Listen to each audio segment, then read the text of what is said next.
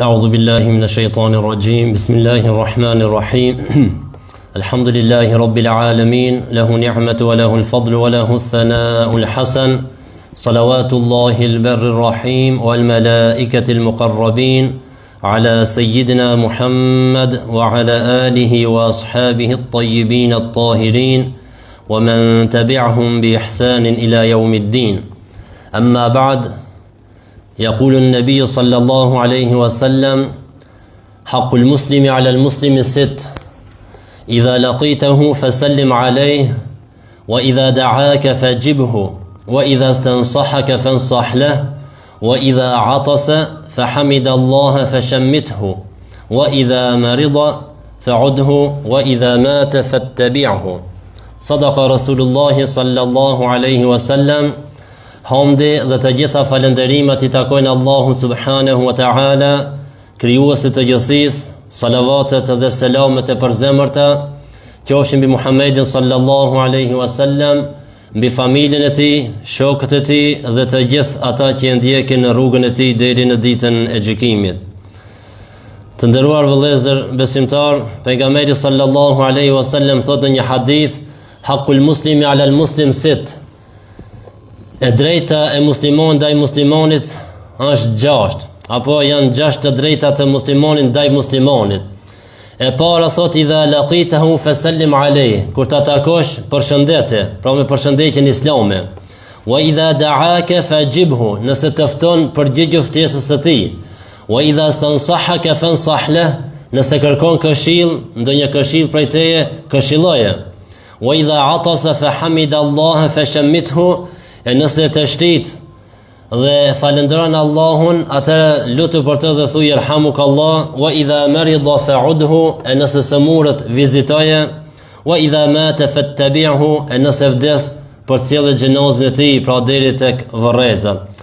Këto janë 6 të drejtat e muslimonit ndaj muslimonit. E për 3 të parët kemi fol javën e kalume, idha laqitahu fasallim alayh, ay idha qabalta akhaka almuslim fabdahu bisalam. Nëse takon vëllahun tan musliman, fillo me përshëndetje I pari. Ndo ti të fillosh I pari me përshëndetje.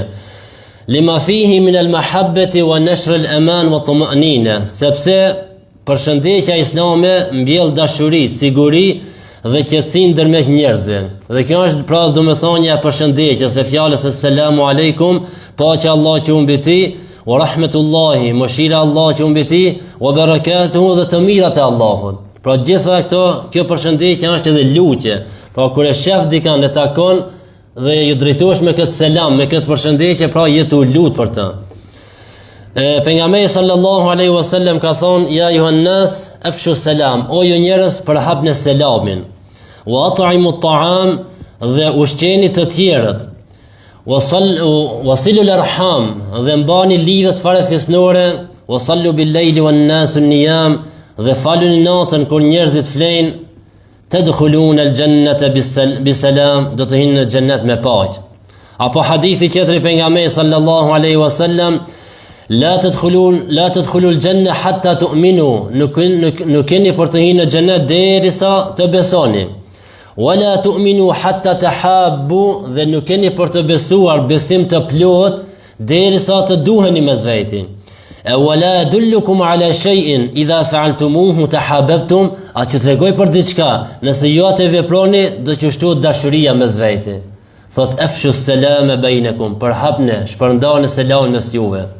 Po përshëndetnu mes veti, sepse tham kjo është edhe lutje, edhe ka shpërblime të mëdha te Allahu Teala, dhe këtë përshëndetje nuk e zaventson asnjë përshëndetje tjetër. Pra nëse I thëjmë dikujt mirëdita, mirëmëngjes, mirëmbrëma, ditën e mirë, këto nuk e zaventsojnë selamin. Selam pra përshëndetjen e Islamit, cila është përshëndetje e banorëve të xhenetit. Përshëndetje e me lajkeve, kur kanë ardhur të pejgamberët alayhimus salam I kanë përshëndetur me këtë përshëndetje. Kjo është përshëndetja e pejgamberëve.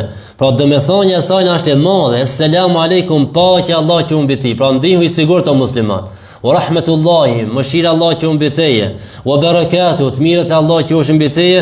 Pra të gjitha këto janë lutje për besimtarin apo që I bojnë lutjet mes veti. E drejta e dytë thamë është wa idha da'aka fajibhu, nëse të fton përgjigj ftesës së tij. إذا دعاك إلى طعام أو مناسبة مباحة فلبي دعوته ما لم يكن لك عذر لأن في ذلك تلبية للأخوة وتهذيبا للنفس.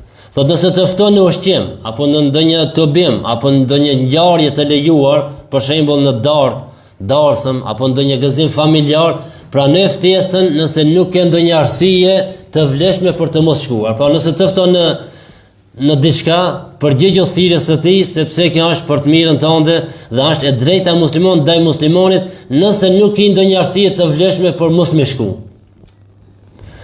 Dhe kjo është shenjë respekti dhe forcon vëllazërinë. Pra edhe respekt për vëllai tan musliman, por edhe e forcon vëllazërinë islame, vëllezërit mes veti, i forcon muslimanët, sepse të fton daja nuk shkon, të fton halla, të fton teza, të fton një shok, një vëllai musliman, nuk shkon as tek ke, do të thon ngadal ke fillumi kaput, lidhet familjare. E kjo pastaj çka sjell edhe urrëqe, largim e kështu me radhë. Për këtë, o idha da'aka fajibhu, nëse të fton përgjigjo ftesës së tij. Pra përgjigja ndaj ftesës forcon marrëdhëniet, është shenjë respekti dhe përkujdesje. Në rast të caktuar, si darsmë, pra është obligim të përgjigjesh. Pra muslimani është për musliman edhe në raste të gëzimit, edhe në raste të mërzijave, edhe në raste të problemeve, gale dhe derte, pra musliman duhet të lidhen mes veti. Jo vetëm se është familjar, por qoftë ndonjë i huaj, por është vëllai jot musliman. E ditët e sodit, shumicën e vende kur ti thosh a ki pa filanin, thot vallahi jo, e pse nuk hyni mes vet, pse nuk shkon, nuk vjen ajtë ti një çaj, një kafe, një mohabet. Po vallahi hoxha, si thoj me galet e veta. Po bash pse si thoj kemi galet duhet muslimani, por ata është me muslimanin. Pejgamberi alayhis salam apo në kohën e pejgamberit alayhis salam, kur një njeri ka mungu 2-3 ditë në xhami nuk ka ardhur, pejgamberi alayhis salam më njëherë i ka ngrit kom sahabët e tij, interesonë për filonin ka. Mos ka dëni gale, mos ka dëni dert, mos ka dëni sëmundje, dëni problem. Se musliman për këtë jemi na njëri për tjetrin. Se për kafe, për lezete, për kënaqësi dunjos. Tash dilën çatë në rrugë, thuaj hajde apo vini në kafe. Kush jet në qet? Kërkush nuk thotë jo për një kafe. Ama për problemet që i kemi, gale, derte, kjo dunja është për plot gale, për plot derte, shëmpaken ato që të rrinë afër. Tregohet një rast, thot një djalë kish pas darsmën afër të martohet, edhe i thot babës së vet, thot baba, ka mundsi çket lisën po ta jap, mi ftosh shokët e mi për darsëm. Sonë po mina me qerpun. Edhe baba vetë merr atë lisën edhe fillon të ftojë atë shokët e tij. Edhe dikon lista ka me 30, me 50 shokë. Vjen dita e darsmës, fillon darsma, shikon që djali vetëm 5 shokë kanë ardhur. Shkon te baba vet, thotë baba, si thirrë këta të lisën atë 30 e 50 sa kanë. Thot po bërjam, thot pse serën? Thot po kështu i thash, djali janë filan datën e ka një problem të madh, a keni mundësi me ardh me të ndru afër ti. Thot e çto pensi pas ke shokët vërtet. Pra babën telefon kur i ka thirrë aty ka thonë djali janë filan ditën e ka një problem, një zor të madh, një gale të madhe. A mundeni të vini të ndihmoni, qëndroni afër teje? Thot e për ati 30 o 50 vetëm këto pensi kishte shokët vërtet. Hakikasi i thënë shokë. E qertë kanë vetë shokët kafës, shokët çetiqeve e me hangër me pi. E muslimon për muslimanin do të jetë në raste, edhe në raste gëzimi, po në raste pikëllimi, hidhërimi e kështu me radhë. E treta, thamë idha stansahaka fansah la, nëse të kërkon këshill, këshilloj me sinqeritet, këshilloj për Allah. Ashtu siç don ta këshillojsh vetveten apo të këshillon ti dikush, kështu këshilloj muslimanët. النصيحة كلمة يعبر بها عن إرادة الخير للمنصوح له. Çka është këshilla? Këshilla është një fjalë me të cilën shprehet dëshira për mirësi ndaj atij që jepet këshilla. Pra ti kur e këshillon diçka, çka nuk kupton kjo këshilla jote, kjo shprehja jote, kjo është dëshira për mirësinë, pra më dash të mirën atij të cilët po e këshillon. E kjo është këshilla e sinqertë. Pra kur ta këshillojsh atë, ta këshillojsh me qëllim që po ja do të mirën. Ta këshillojsh me diçka që është më mirë për të. Edhe të jesh i sinqert në të. E pejgamberi alayhis salam thot: "La yu'minu ahadukum hatta yuhibba li akhihi ma yuhibbu li nafsi." Nuk beson asnjëri prej jush plotësisht, pra imon të plot, derisa ta dojë për vllain e tij aq që don për veten e tij. Pra kur ta këshillojsh vllain tan musliman, ndalë disa sekonda mendo për veten tonë, si ki dëshirë ti me të këshillu dikush? Valla kam qef me butësi, me urtësi, me fjalë të mira, me zgjedh pak fjalë.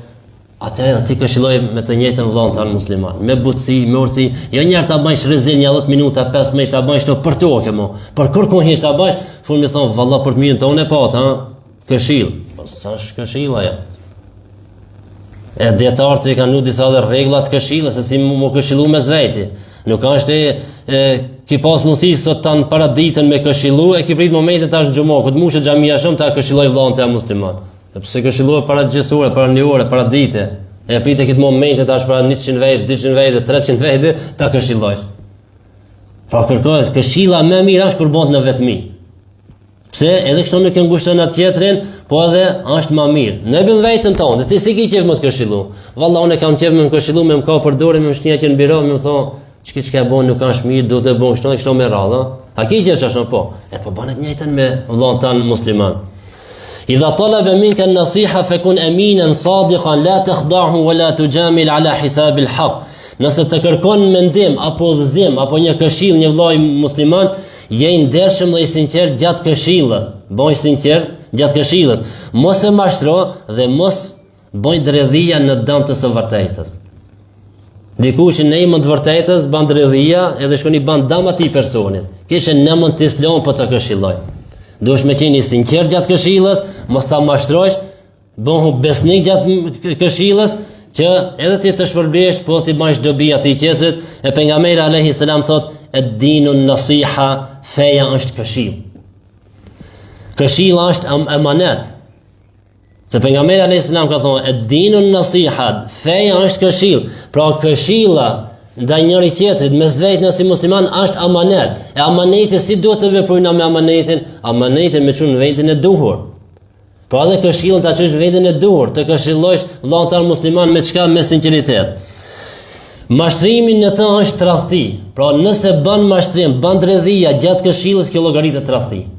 Pse nuk e kjo nuk mban amanetin. E kundërta e amanetit kush është? Është tradhtia. Ti ka dhënë dikush ta kalon amanet dikush shtëpinë, familjen, pasurinë, ti kalon dorton e amanet, e ti nuk kujdesesh siç duhet për ato, kjo është tradhti.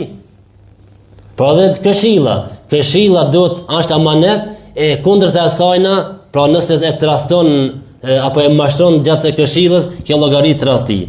Ali radiallahu anhu ka thonë, besimtarët janë këshillues, ndërsa hipokritët janë mashtrues.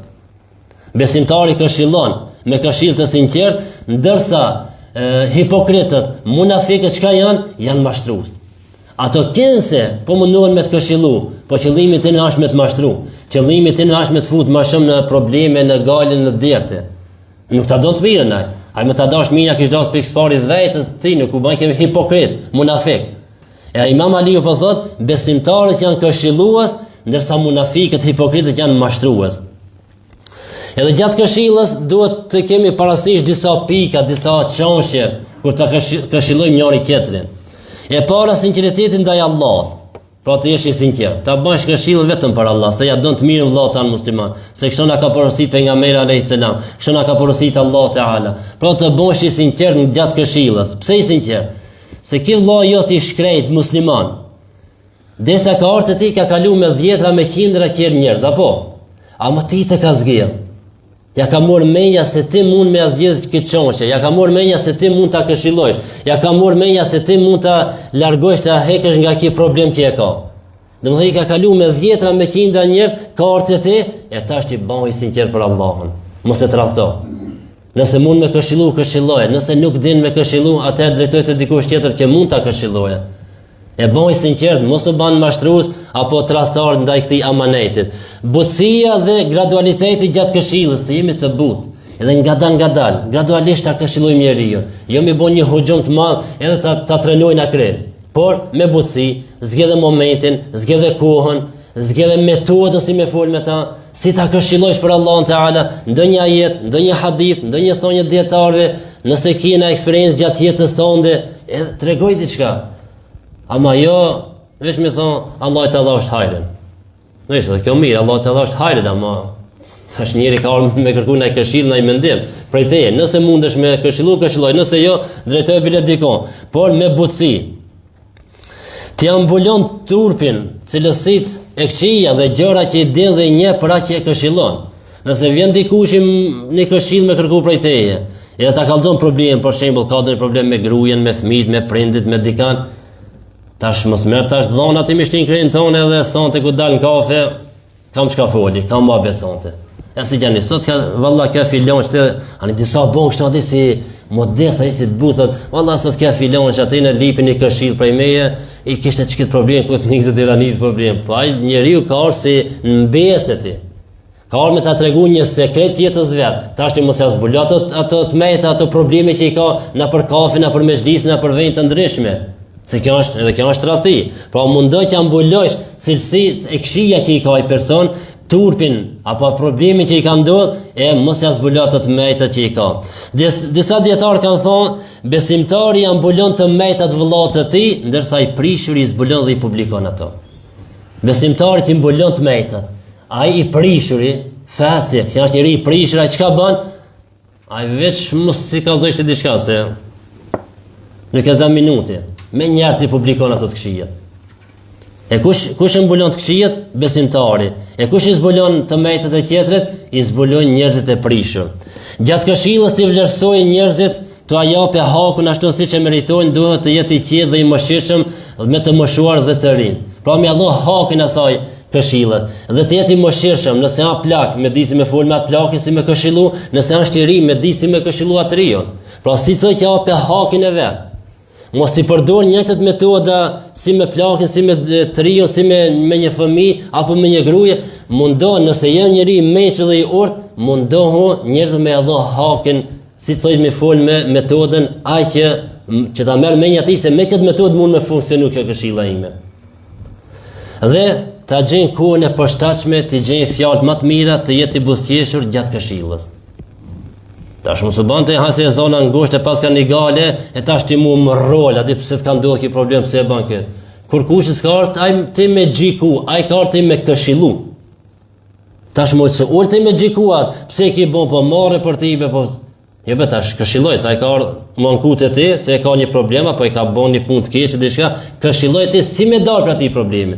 Jo ti me xhiku, jo ti me bën rezil, jo ti më thon çmos atina. Por gjoj kohën e përshtatshme kur se ndonjëherë për shembull dikush është nervoz e thot një fjalë të keqe, po qoftë ndoshta do një fjalë të kufrit. Edhe tash të zgjedh kohën kur me këshillu, a që tash, a me lëma dikur ku qetësohet pak stofë, se tash i nxeh tash. Pra me kërku kohën e përshtatshme, fjalët e mira dhe të jetë i buzëqeshur gjatë këshillës, pra këshilloj ashtu siç ke dëshirë të tjerët të këshillojnë ti. Pra këto ishin disa të drejta të muslimonëve ndaj muslimanëve, inshallah javën e ardhshme vazhdojmë me tjerët, se u bën koha e namazit, e lutim Allah subhanahu wa taala që të jemi këshillues mes vetë, ta këshillojmë njëri tjetrin, që dojmë të mirë njëri tjetrit, ashtu siç e dojmë për veten tonë. E lutim Allah subhanahu wa taala që gjendjen e ummetit të Muhamedit sallallahu alaihi wasallam ta ndryshon vëllezërit tonë në Palestinë dhe në të gjitha vendet ku ato ju bën padrejti. Inshallah Allah xhaleshan ju ndihmon, e zullumçart mes vetë i shkatron dhe në fund e lutim Allahun kur të dalim prej kësaj bote, të dalim duke thënë fjalën e shpëtimit, fjalën la ilaha illa Allah Muhammadun Rasulullah walhamdulillahi rabbil alamin. Al-Fatiha.